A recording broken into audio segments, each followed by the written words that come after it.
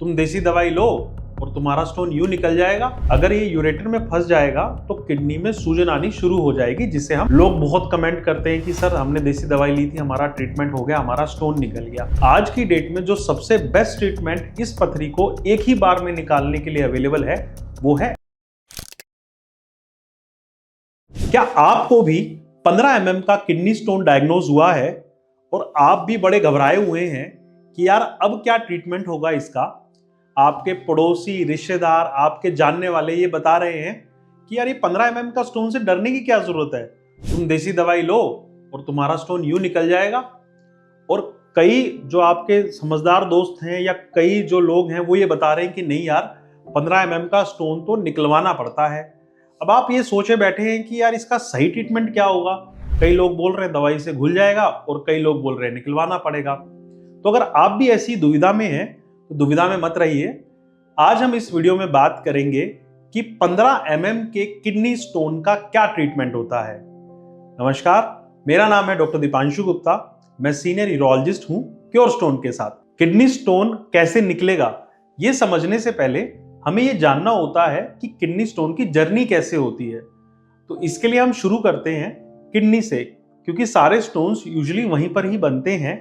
अब उसको किडनी से निकलकर हमारे शरीर से बाहर निकलना होता है, तो उसको किस किस रास्ते से गुजरना होता है इसको अपन समझते हैं। हमारी किडनी का सारा पेशाब एक पाइप, जिसे हम यूरेटर बोलते हैं, उस पाइप से होकर गुजरता है और हमारे पेशाब की थैली तक जाता है।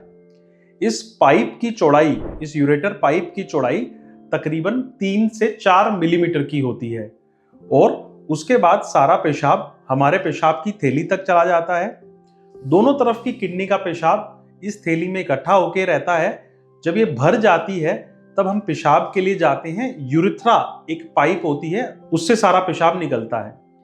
अब हम बात करते हैं, अगर स्टोन निकलता है तो सबसे पहले किडनी से निकलेगा, फिर वो इस पाइप से गुजरेगा। अब क्योंकि पाइप की चौड़ाई 3 से 4 मिलीमीटर की है तो छोटे पत्थर तो आराम से इससे निकल सकते हैं। लेकिन अगर पत्थर का साइज 15 mm का हो जाए तो आप ये देखिएगा कि 15 mm की कोई भी चीज 3 से 4 mm की पाइप से यूजुअली नहीं निकल पाती है।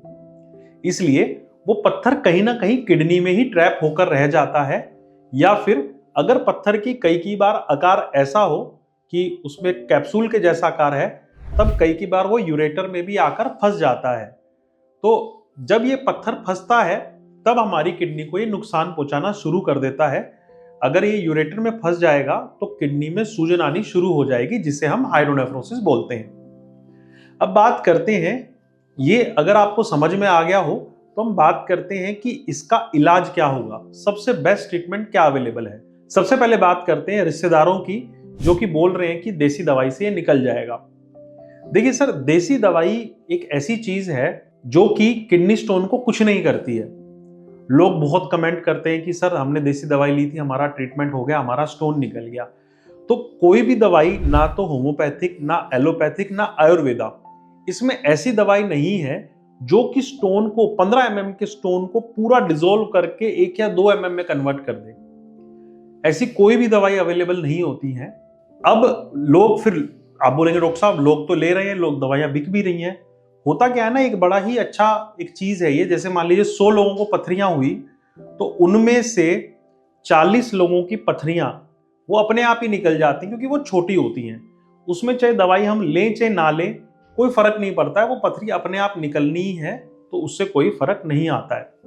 बचे हुए 60 मरीजों की पथरियां बड़ी होती हैं और वो नहीं निकल पाती हैं।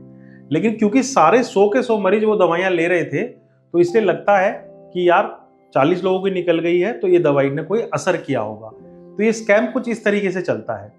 अब बात करते हैं कि 15 mm की पथरी निकलेगी कैसे। आज की डेट में जो सबसे बेस्ट ट्रीटमेंट इस पथरी को एक ही बार में निकालने के लिए अवेलेबल है वो है RIRS।